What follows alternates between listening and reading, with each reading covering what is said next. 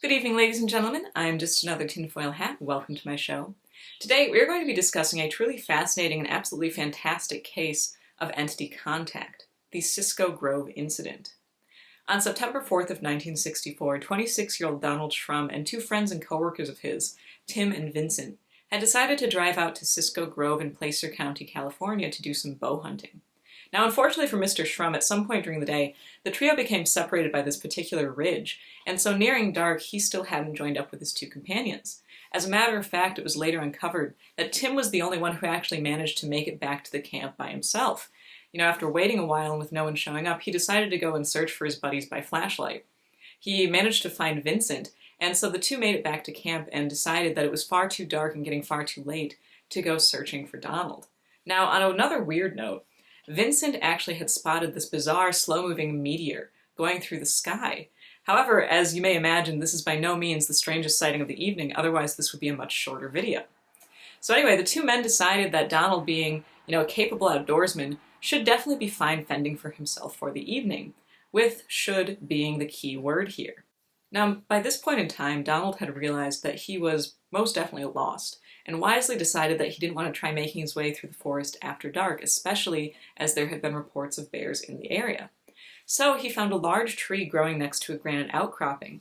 Apparently the first branch was about 12 feet off the ground, so Shrum actually climbed on a boulder next to it and then up into the tree, and settled in for an uncomfortable night's rest. And I will say that the night was definitely uncomfortable, though there wasn't much rest to be had. Shortly after he perched in the tree, Donald saw this white light moving underneath the horizon line. He said that it was moving from east to west, but going up and down as it did so, and that he first took it to be some sort of flashlight or lantern, until he saw the light go up and over a tree. Then he figured it must be a helicopter, that one of his friends had contacted the Forest Service, and here was his rescue coming. Immediately, Shrum jumped out of the tree and lit 3 signal fires, each spaced about 10 feet apart from the other, and started waving his arms trying to signal down this helicopter. At this point, the light stopped, turned, and headed straight for him. Now, it was also at this point that Shrum realized that this was one heck of a bizarre helicopter, as it was absolutely soundless. This is what really terrified him the most by this point in time. Shrum claimed that the light appeared to be only about 8 to 10 inches in diameter, and after realizing that this was, as a matter of fact, not a helicopter, Shrum decided that it must be something which he had never given much thought to, a flying saucer.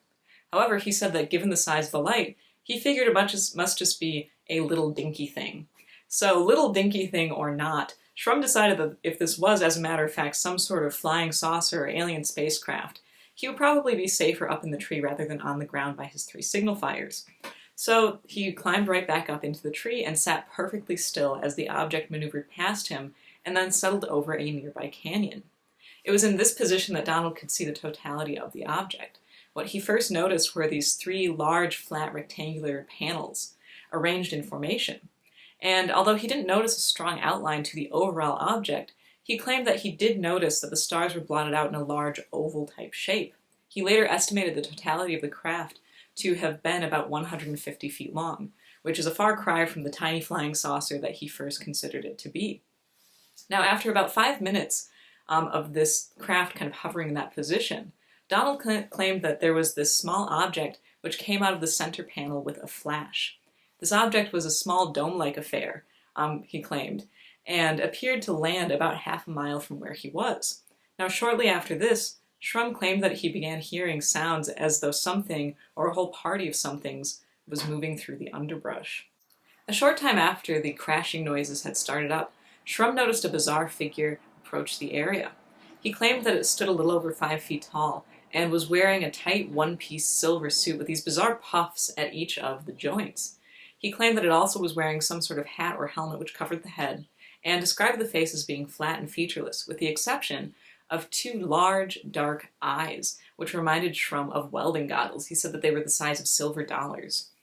Now, he said that it appeared to be messing around with the shrubs nearby, and it came within 100 feet of where he was perched, when it was joined by another creature identical to itself. Now, this immediately caused Shrum to panic. He claims that his only thought was how to survive this situation, so he decided that if he remained as still as possible up in the tree and combined with his camouflage outfit and the foliage, that he would probably be pretty safe from view. Now, this assumption would be challenged really quickly, as suddenly one of the entities moved to the base of the tree. It was soon joined by the other one, and they both stared up at him with their large, dark eyes. Now, it's also really weird to note, but throughout this entire encounter, Shrum would hear these cooing or hooting noises, which the entities appeared to react to. And he claims that he wasn't sure if this was just some sort of owl in the area, or if it was something directly related to the entities. He did notice that whenever they heard this noise, they would appear to look towards the direction of the ship, which was still hovering over the canyon. Now, he also maintained that the whole night it was like they were receiving some sort of communication. And it's also really interesting to note that for the remainder of his life, Shrum would become highly anxious whenever he heard the sounds of owls hooting, as he related it to this incident. Now, just when I'm sure you were thinking this situation can't possibly get much worse, a third entity joined the party. This one Shrum described as a robot-like affair, and actually when discussing this incident, he would just refer to it as the robot. He claimed that it appeared to be absolutely covered in some sort of metallic suit, or maybe it was simply mechanical in nature. It had these two bright, red-orange, fiery, flashlight-like eyes, and this was actually the first thing that Shrum noticed as it approached the area, were these two big, bright eyes. He said it looked like two flashlights, one right next to the other. And these illuminated this mechanical hinged jaw-like mechanism on its, I guess what we would term face. Now, Shrum also noticed that as it approached the area, it actually brushed away the dying embers from one of his signal fires. In the sketch that he made of the incident, it looks like it brushed away the center one. So this ushered in the entire night-long struggle between Shrum and these bizarre entities. The robot-like entity reached up to its mouth and released this cloud of white vapor, which, though absolutely odorless, had a decidedly bizarre and sudden effect on Shrum. He began gasping and blacked out, which he believed only lasted for about a few seconds. When he came to, he was incredibly nauseous and even dry-heaved. Shrum did the only thing he could think of and decided to fire at one of these entities with his bow and arrow. Now, he stated, too, that he truly believed he could have killed one of the so-called biological entities, and he didn't want to do that as he felt that the robot was the real source of all of his issues. So he shot an arrow at the chest of the robot, and claimed that when it made contact, there was this bright flash of light, and the robot was pushed back about 2 feet. Now, the entities scattered, but soon all three returned to the base of the tree. Unfortunately, Shrum was only able to fire 2 more times before he was out of arrows. Now, so then, at this point, he did the only thing he could think of, and recalling how the robot-like entity had brushed aside the remaining embers of his fire, lit a book of matches and tossed it down at the base of the tree. Not only did all 3 of the entities back far away from the book of matches, but Shrum claims that even the craft shot up into the sky. So noticing this reaction, Shrum proceeded to light everything he had on fire, tossing each item down among the strange trio just as the previous item burnt out. He tore up his camouflage overcoat, his hunting license, all the money he had on his person, and even his hat. He claimed that each time the fire began burning out, the entities would kind of creep back into the area, retreating again as he threw down the next object. By the end of this terrifying ordeal, all he was left with were his jeans, t-shirt, belt, and shoes. So once he was out of things to burn, he really felt like he was absolutely out of options. So he climbed further up into the tree and lashed himself to it with his belt in case he was gassed again. And of course, he was. Now when Shrum came to, he saw that the 2 biological entities were trying to climb the tree in this ridiculous fashion, one trying to boost the other up to grab that lowest branch, which again was about 12 feet off the ground. So when he saw this, he grabbed the tree and tried to move it as much as he possibly could. As the 2 entities felt this movement, they would jump down, the robot would come back, Shrum would lose consciousness, come to, the entities would try to get up the tree. He claims that this continued all night, pausing only the several times that he threw down his remaining objects, which was his canteen, which they inspected and tossed away fairly quickly, and then all the loose change which he had in his pocket. Now, interestingly enough, the creatures expressed deep interest in the coins, even taking all of them away at the end of the encounter. So, not only do they harass this poor guy all through the night, then they take all of his remaining spare change. Shrum also claimed to have noticed 3 or 4 other humanoids which arrived on the scene sometime throughout the night, although these were combing the vegetation just as the initial 2 had done at the very beginning of his harrowing encounter, and apparently expressed no interest in him or the goings-on at the base of the tree. Sometime throughout the night as well, another robot-like entity had joined the circus. Right before the dawn, the 2 robots moved close together at the base of the tree and faced each other. Shrum noticed that the whole area was illuminated, and saw that there were these flashes of light kind of arcing between the 2 robots. Suddenly, a cloud of vapor approached Shrum, he blacked out, and when he came to, all of the entities, as well as the craft, as well as his loose change, everything was gone. so he finally made his way back to camp totally exhausted. Upon revisiting the site, he was able to claim his arrows, which he had fired at the robot, and claims that one of them did have this glob of metallic material on the tip. Unfortunately, this was claimed by the Air Force throughout this investigation, and from there, pretty much lost. So not only did Donald Shrum have physical effects linked to his night spent up in the tree in the cold, including a major cold and a bruised chest from the times that the tree knocked against him, he also had lasting mental and emotional effects likened to PTSD. Though he spoke to several people about this incident, shortly after it occurred, he resolutely tried to stay out of the limelight for fear that he would literally be laughed out of his job. Now, the case was investigated by the Air Force, like I just mentioned, and at first they suggested that Shrum must have run into some of those galldarn teenage pranksters, the ones with the Hollywood-style giant flying saucer prop and the knockout gas. And when Shrum wouldn't agree to that, signed off on the case with the exact same conclusion as the Simonton encounter: psychological. However, from all reports, Shrum was considered to be an average insane person, not really given to making up ludicrous tales of flopped alien abductions. And I will say that if this was some sort of elaborate hoax, kudos to Mr. Shrum for risking pneumonia by, burning his outerwear and his cap and spending a night belted to a tree. I mean, that takes some dedication. On another note, Shrum resolutely desired to stay out of the press for the longest time and even refused sums of money for his story.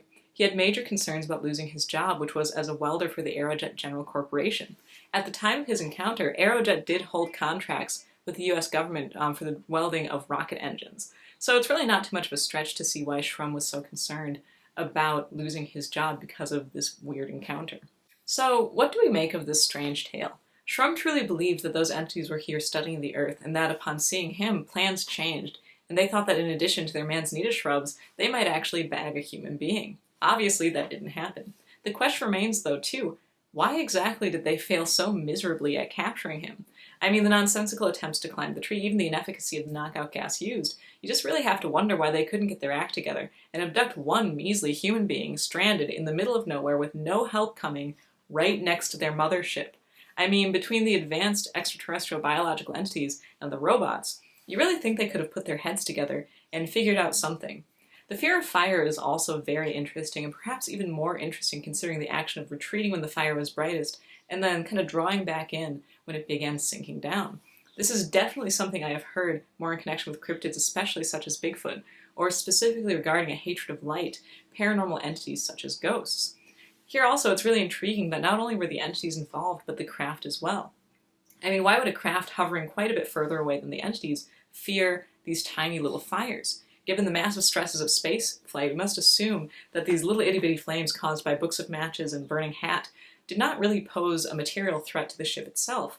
To me, what it seems like is that the entities and the craft matched behavior, and this might be kind of a dead giveaway that they're all the same package, that despite their apparent differences in appearance, they're actually just all part of the same phenomenon, and that's why the behavior matched regardless of, what it would actually be like. I will also say that the throwing of coins bears a slight similarity to another folkloric protection usually employed against witches, vampires, and fairies: the scattering of grains or other small objects. The concept is that the entity will not continue on their quest to, absolutely destroy you or something, until the objects are all counted, and this is a well-documented belief across many traditions. On a very odd note, maybe this is a step too far into the world of risky conjecture, I'm also reminded of Karen's Obol, the tradition of coins placed with the deceased as payment for their passage into the land of the dead. Of course, in this case, Shrum just desperately wanted to get back to the land of the living. And, of course, Shrum maintained that maybe they just liked the coins because they were shiny, or as some investigator mentioned to him later, they may have been collected as he believed he was the object of for further study. A note on this belief and study as well: this case, like countless others, kind of falls into that trope of aliens researching this planet. Now, when the first humanoids showed up, they were messing around with a manzanita plant. The several other humanoids also appear to be considering the underbrush, without so much as a thought to whatever was going on with Shrum. I've mentioned this before, but where we see aliens gathering plant samples, previous generations saw fairies tending to plant life, an indelible connection between the good folk and the natural world.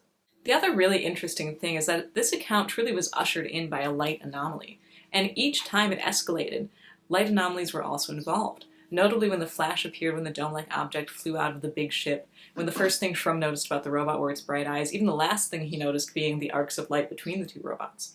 I've said it before and I'm sure I'll say it again. There's the concept mentioned by Keel that perhaps light anomalies are the only truly real part of the phenomenon. And so I find it really intriguing that here, again, the appearance of light kind of seemed to mark the alteration of this experience at every turn. And while on the topic of lights as well, remember how Shrum, believing the light in the sky was a helicopter, lit the 3 signal fires to flag it down. He did indeed attract its attention, of course, only it wasn't a ranger's copter. On a strange note as well, I find it odd and maybe simply coincidental that Shrum lit the 3 fires and the center fire was put out by the robot according to his sketch. And the object appeared with these 3 luminous panels, the center of which disgorged this dome-like object. Again, perhaps coincidence, perhaps something else. On a final note, and truth be told, this case is really, really interesting. We could just absolutely analyze the heck out of every single angle. But on a final note for today's video, I really want to mention the owls. Now, owls as a screen memory are definitely a common enough belief across abduction literature, but the notion of owls having additional importance has also been noted by researcher and experiencer Mike Cleland. And in this case, it's interesting to see that the entities appear to react to what may have been an owl or may have been something else. Either way, I find it totally intriguing that thereafter, Shrum maintained a very specific fear whenever he heard owls, and it harkened him right back to that experience. So, as to whatever this case truly was or wasn't, I can tell you what I'm pretty sure it absolutely wasn't, and that is a group of teenage hoaxers facing off against one frightened California smack dab in the middle of nowhere. So if you enjoyed this episode on the Cisco Grove incident, please like, and if you're new to this field of crop circles, go ahead and subscribe to see what weirdness the future may have in store. Till then, you can keep up with whatever else I might possibly have going on my website, justanothertinfoilhat.com, and for exclusive content, make sure to check out my Patreon page, which is also listed under Just Another Tinfoil Hat. For today, I am Celia Edgar, signing off.